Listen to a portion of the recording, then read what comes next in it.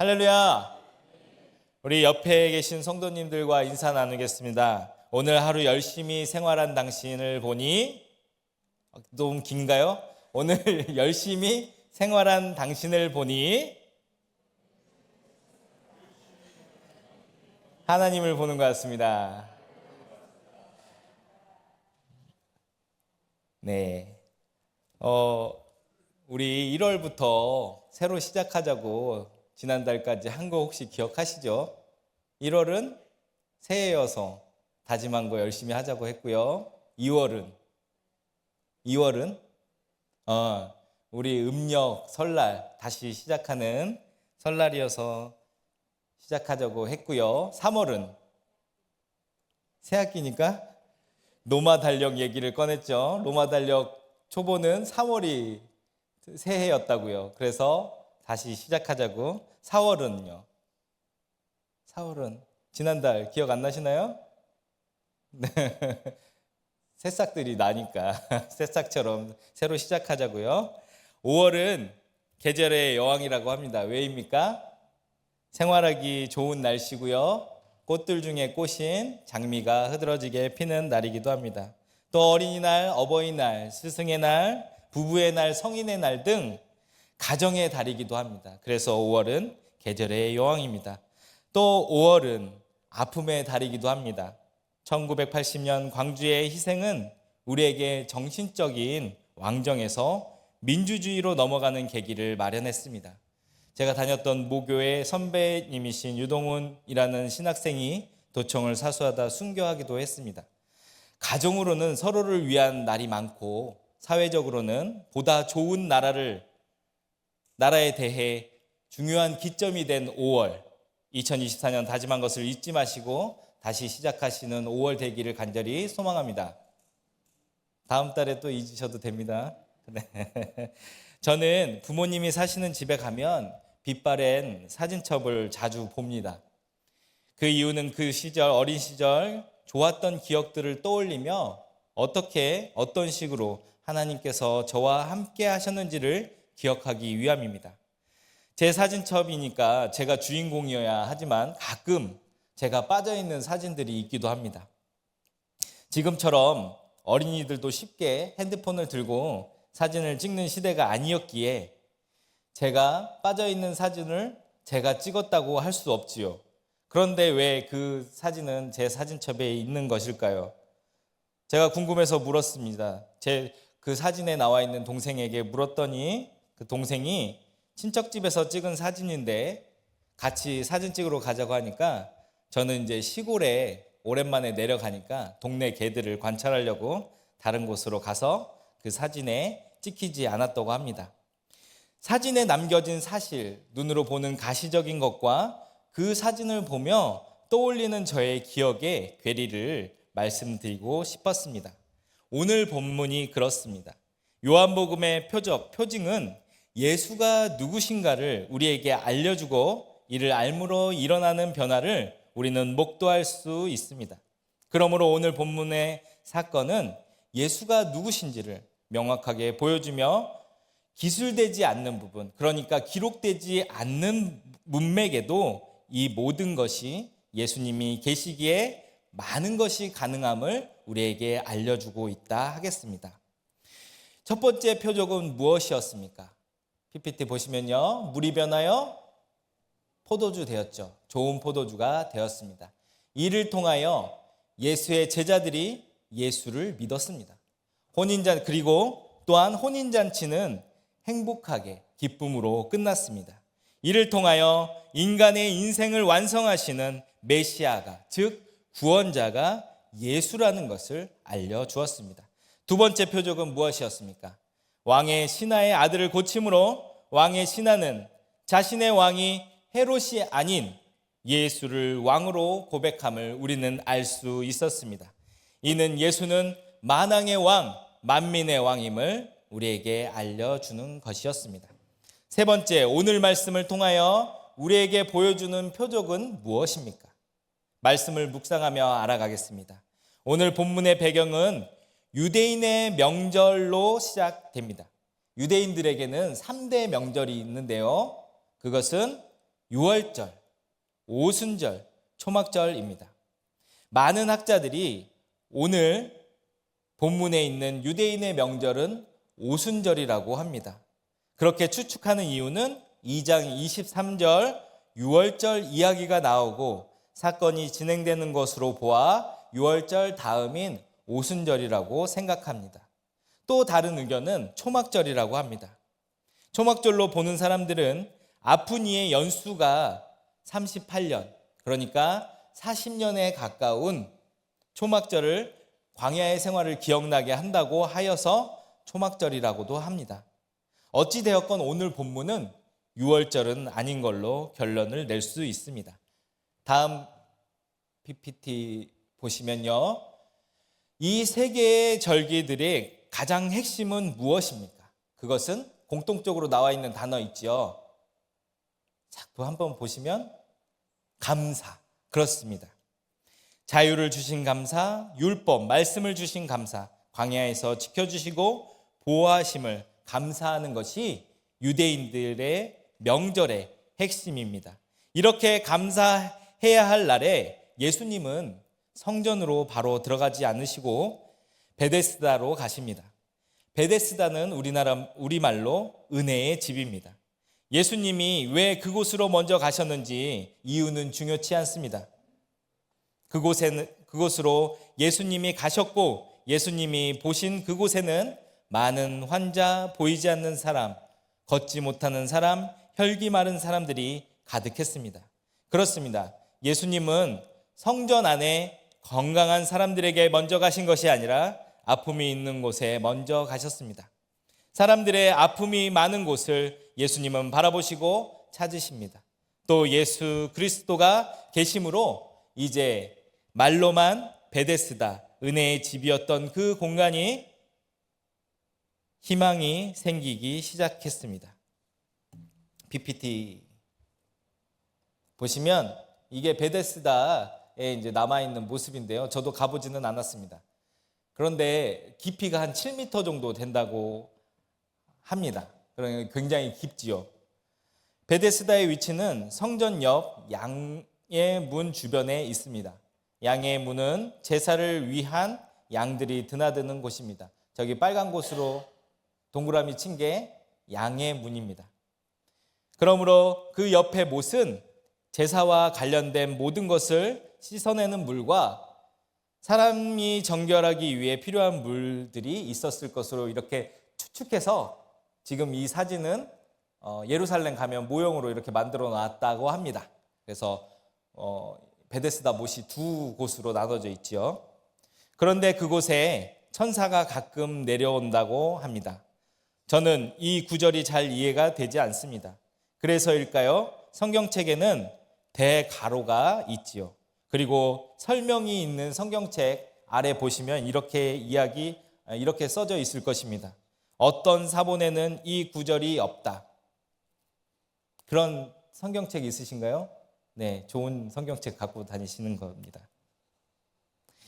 성경책에 왜 어떤 사본에는 이 내용이 없을까요? 그것은 전체적인 내용상 그렇게 중요한 내용이 아니기 때문입니다. 흐름상 중요치 않을 뿐만 아니라 내용이 하나님의 사랑과 조금은 다르게 기술되었다고 하겠습니다.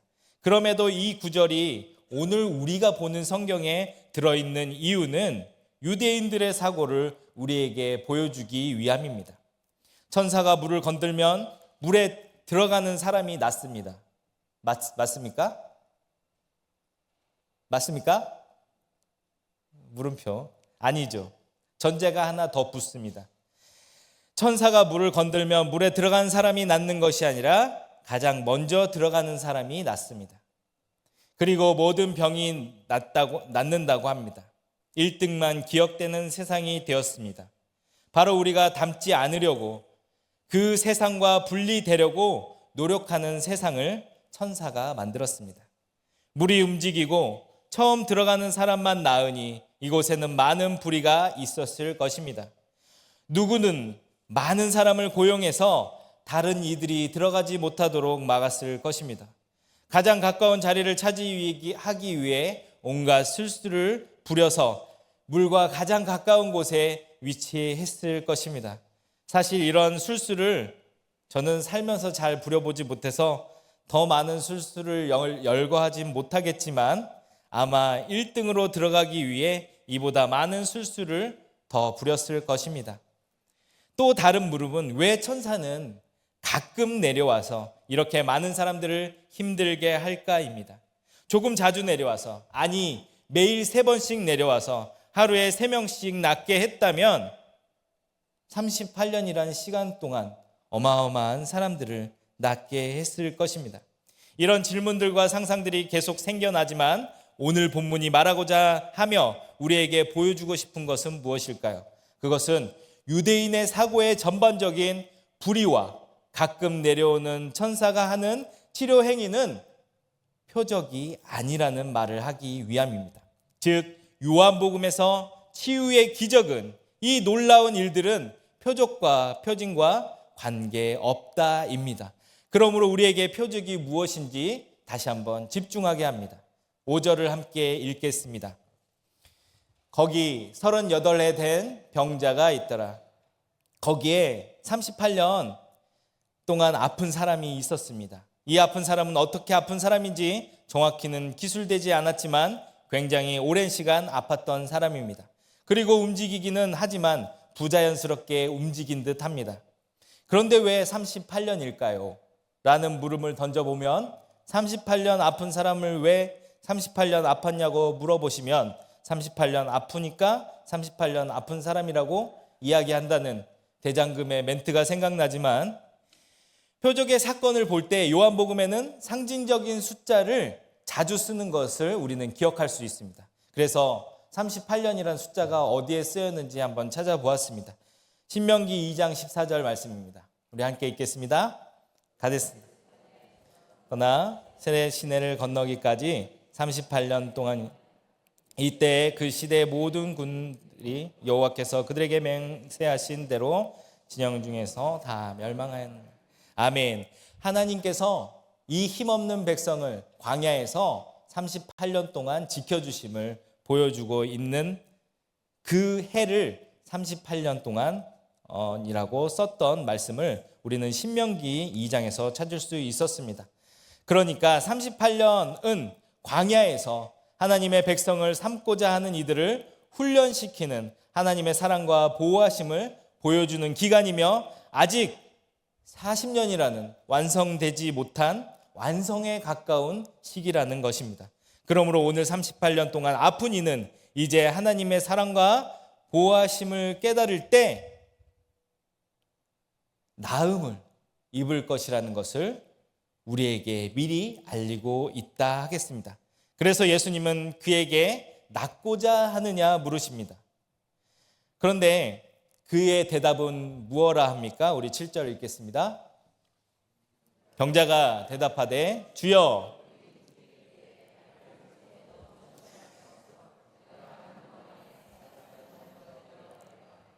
아멘. 자신이 38년 동안 아픈 이유가 여기 있습니다. 그것은 물에 넣어주는 이가 없었기 때문입니다.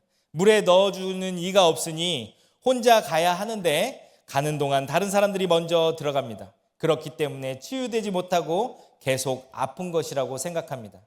여러분 7절을 통해 우리는 이 환자의 울분을 느낄 수 있지 않으시나요? 예수님이 낫고자 원하느냐 물으시면 네, 낫고자 원합니다 라고 대답하면 되는데 그런 말을 할 수 없을 정도로 이 38년 아픈 이의 마음속에는 울분이 쌓이고 쌓였습니다. 이 울분의 이유는 모든 이들이 나보다 낫다입니다.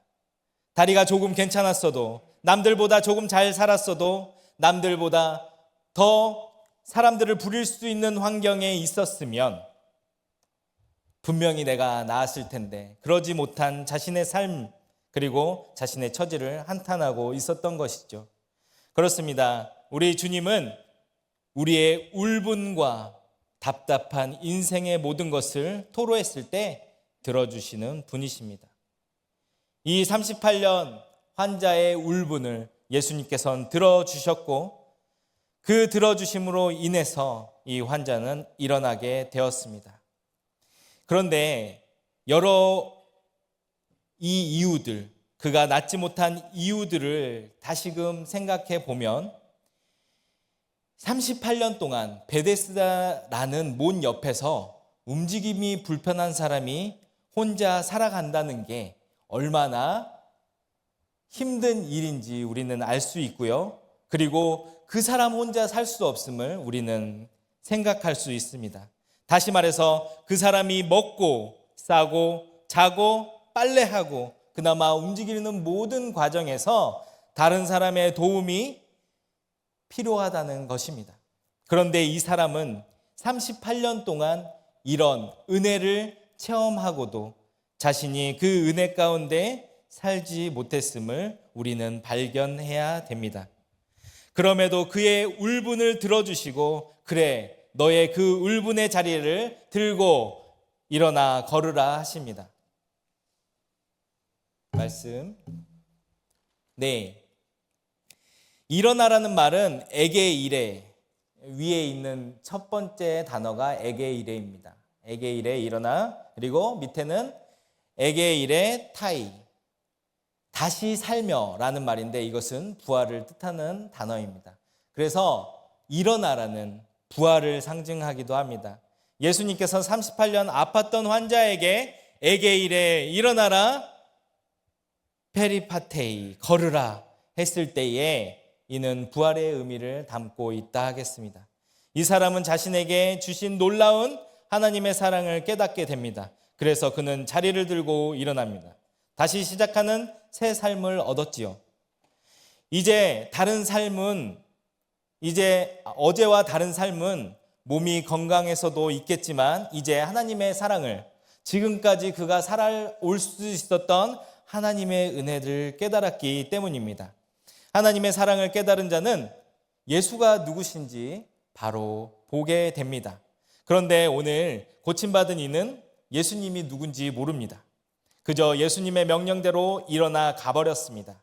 이는 출애굽 사건에서부터 예수님 시대에까지 이스라엘 백성들과 같은 모습입니다. 그들의 역사 안에서 하나님께서 끊임없이 일하시고 사랑하시고 은혜를 베푸셨음에도 불구하고 그들의 하나님을 모르는 백성, 그들에게 왕을 주기를 원하는 백성, 애굽에 있었다면 고기를 먹었을 거라고 불평하는 백성, 바알이 우리 주님이라고 섬기는, 하나님을 모르거나 배반하는 그 이스라엘처럼 오늘 본문에 유대인들 같이 예수가 누군지 모르는 것을 잠깐 볼 수 있습니다. 치유된 후 말씀이 그렇습니다. 9절을 읽겠습니다. 시작. 그 사람이 곧 나아서 자리를 들고 일어가니라. 이날은 안식일이니. 9절에 뭐라고 합니까? 이날은 안식일이라 합니다. 안식일은 어떤 날입니까? 아까 유대인의 3대 명절도 중요하고 감사의 날이지만 유대인들에게 안식일도 그와 못지않게 감사의 날입니다. 하나님께서 천지를 창조하시고 쉬신 날을 기념하는 날입니다. 유대인의 명절처럼 감사의 날이죠. 하나님께서 피곤해서 쉬셨을까요? 아니죠. 내가 쉬었으니 너희도 쉬라는 말씀으로 이는 창조와 구원의 질서이며 모든 노동을 해야 하는 육체를 가진 사람들을 위해 쉴 수 있게 하는 날입니다. 그러므로 안식일은 은혜의 날이며 구원의 날이며 쉼의 날인 것입니다. 그런데 유대인들은 안식일을 쉼의 날이 아닌 죄인을 양산하는 날로 만들어 버렸습니다. 오늘 일하지 못하면 오늘 먹을 것이 없어 죄의 무게를 가지고 들러 나가는 그 백성들에게 당신들은 안식일을 지키지 못했으니 죄인이라고 외치는 자들이 유대교의 지도자들이었습니다. 그들은 죄인을 만들기를 즐거이 하는 자들이었습니다. 여러분께 묻겠습니다. 하나님께서 이렇게 죄의 굴레를 만들려고 죄인을 양산하려고 안식일을 주셨습니까? 안식일을 지키지 못하는 상황이군요. 그래요. 우리가 안식일에 당신이 쉴 수 있도록 하나님의 사랑을 전하겠습니다 라고 하기 위해서 안식일을 만드셨을까요? 당연히 후자겠죠. 후자라고 다 생각하셨죠? 또 10절 말씀을 읽을 때 유대인들은 참 대단하다는 생각이 듭니다. 우리 10절 함께 읽겠습니다. 유대인들이 병 나은 사람에게 이르되 안식일인데 내가 자리를 들고 가는 것이 옳지 아니하니라. 대단합니다. 38년 아픈 이가 나음을 받으면 그 나음으로 인해 얼마나 기뻤겠습니까? 너무 기뻐서 자신의 모든 나음을 가는 곳곳마다 전하고 싶었을 것입니다. 그런 그에게 오늘은 안식일이니까 내일 움직이라고 하는 것이 바로 유대인들입니다. 그들에게 예수께서 하신 치유의 역사는 중요한 게 아니었습니다. 그들에게 하나님의 놀라운 사랑의 역사는 중요하지 않았습니다. 다만 그들의 죄를 덮을 수 있는 율법을 지키는 것의 유무가 가장 중요했다는 것이지요. 이런 정신을 예수님께서 오늘 환자가 담지 말라고 하신 말씀이 14절입니다. 14절 우리 함께 읽어볼까요? 시작. 그 후에 예수께서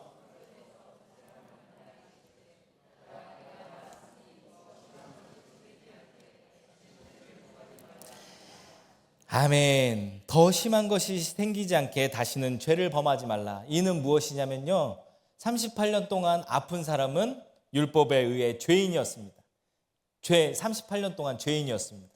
그런데 나음을 입고 자기와 같은 처지에 있는 사람 혹은 안식일을 지키지 않아서 죄인 된 사람을 향해서 이 나음을 입은 사람이 너는 율법에 의해서 죄인이라고 말할 수 있다는 것입니다. 왜냐하면 나음을 입은 이 사람이 성전에 들어갔고 성전에는 그 율법주의자들이 넘쳐났기 때문에 그들에게 영향을 받을 수 있다는 것입니다. 그렇게 영향받지 말라고 14절은 예수님께서 그 사람에게 이야기하신 것입니다. 그리고 자신을 고친 이가 바로 예수라는 것을 이 환자는 유대인들에게 알립니다. 이는 유대인들에게 고자질하는 것이 절대 아닙니다. 그는 유대인들에게 자신을 고쳐주신 분은 하나님의 아들이라는 것을 알리고 싶은 기쁜 마음으로 전했을 것입니다. 너무 알리고 싶어서 그 이름 예수를 당당하게 전한 것이라 생각합니다. 안식일에 일어났다고 죄인이라 자신을 부르는 이들에게 38년 죄인으로 살았던 자신에게 하나님이 보여주신 그분을 전하고 싶었던 것이라 생각합니다. 또 이렇게 전해야만 안식일의 주인이 누구인지 오늘 요한복음을 읽는 많은 사람들이 깨닫게 됩니다. 유대인들이 예수님을 싫어하고 박해하는 이유는 안식일에 사람을 치유했기 때문입니다. 이 얼마나 참담한 신앙입니까?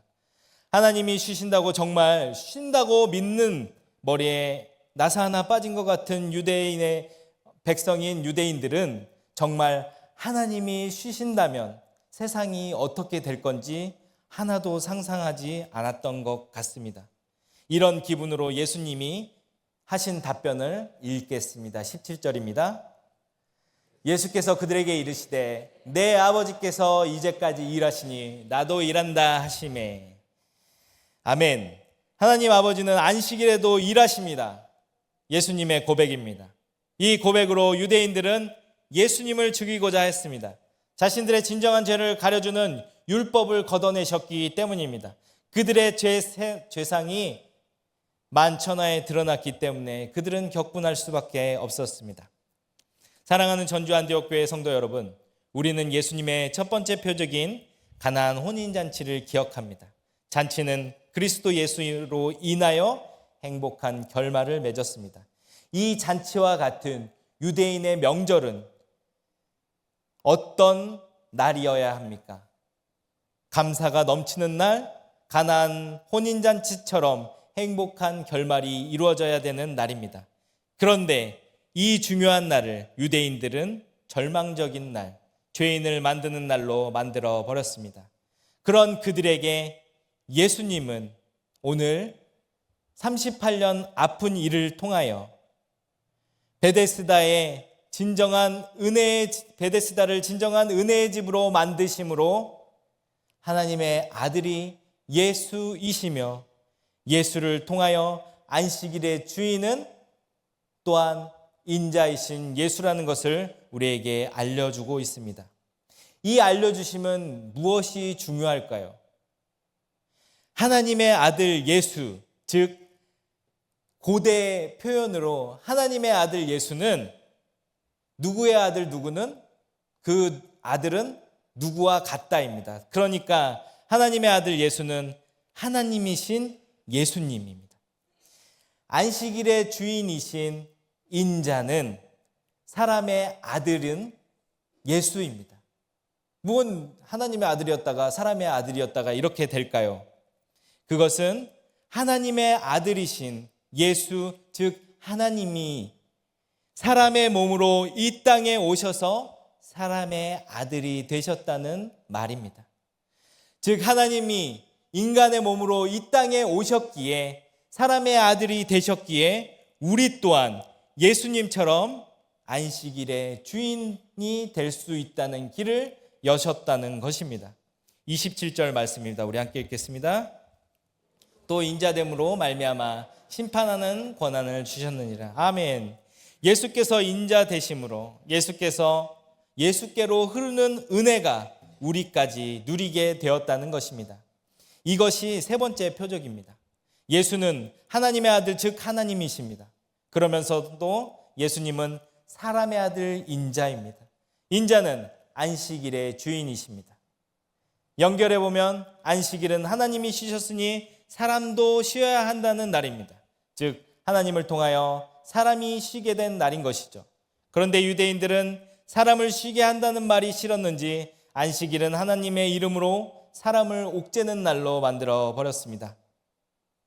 유대인들은 이런 문화가 자신들도 싫었는지 그것을 범하는 사람을 혐오하고 죄인 만들고 더 핍박하는 길로 가게 되었습니다.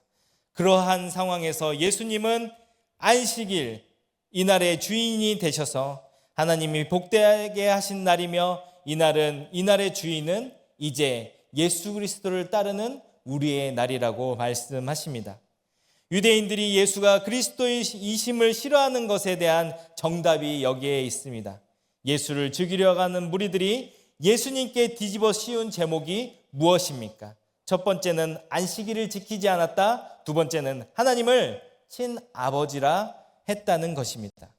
성경의 역사는 이렇게 아이러니합니다. 죽이려는 자의 제목이 그를 증명합니다.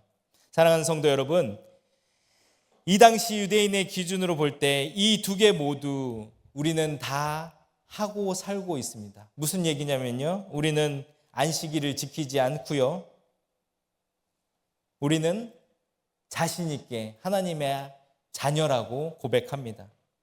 안식일 지키는데요 라고 하시는 분들은 유대인들이 지키는 안식일과 우리의 주일이 다름을 아시기 바랍니다. 우리는 안식일을 지키는 것이 아니라 예수께서 부활하신 그 날을 기념하는 주의 날, 주일을 지키는 것입니다. 그러니까 유대인들의 시각으로는 우리는 분명히 예수님과 같이 이상한 그리고 죄인에 가까운 사람들일 것입니다. 그럼에도 불구하고 예수께서는 안식일의 주인 되셔서 우리에게 그 은혜를 나누어 주십니다. 오늘 말씀을 정리하면서 베데스다라는 곳, 은혜의 집이 누구로 인해 은혜의 집이 진정한 은혜의 집이 되었습니까? 바로 예수님의 말씀으로, 예수님이 함께 하심으로 진정한 은혜의 집이 되었습니다.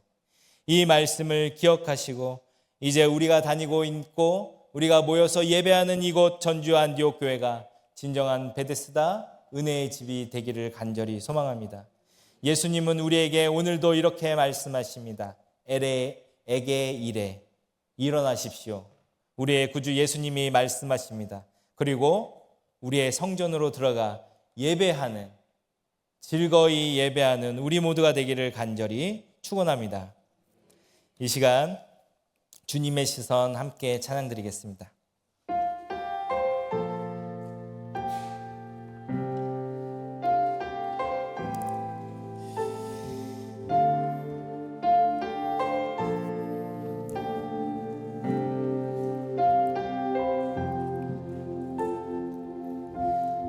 흐르는 시간이 한숨만 남기고 반복된 솔배송 지쳐갈 때 내 맘의 소망 내 맘의 소망이 눈물 조각 될 때 내 곁에 다가와 부르시네. 우리 다시 한번 흐르는 시간이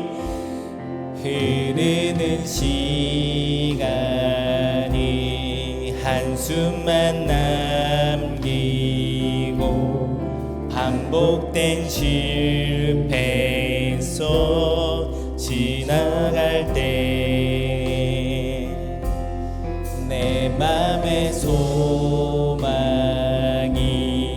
눈물 조각 될 때 내 곁에 다가와 부르시네. 주님의 시선 나를 비추시고 상처난 내 맘 만지시네.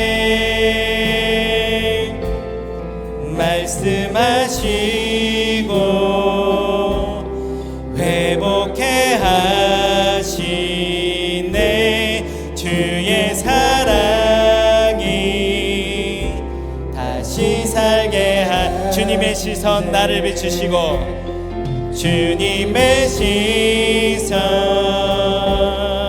나를 비추시고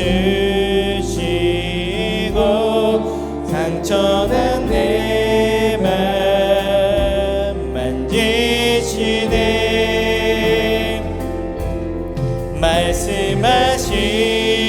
말씀하시고 회복해 하시네. 주의 사랑이 다시 살게 하시네. 주를 봅니다. 주를 봅니다. 지금 이곳에서 주를 봅니다. 지금 이곳에서 주를 봅니다. 주를 봅니다. 지금 이곳에서 주를 봅니다. 지금 이곳에서 주님의 시선 주님의 시선 나를 비추시고 상처난 내 맘 만지시네. 말씀하시고 회복해 하시네.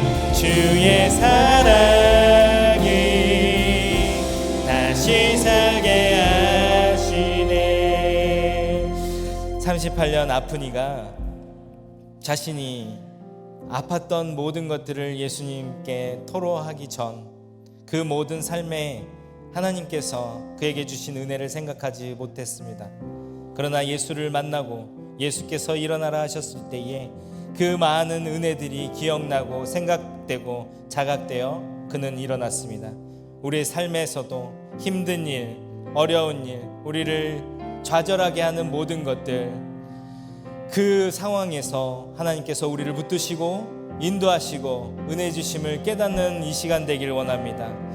우리 그리스도 예수가 고백되어지는 모든 삶, 모든 곳에서 하나님의 놀라운 치유의 역사가 일어나게 해달라고 이 시간 주님 부르며 기도드리겠습니다.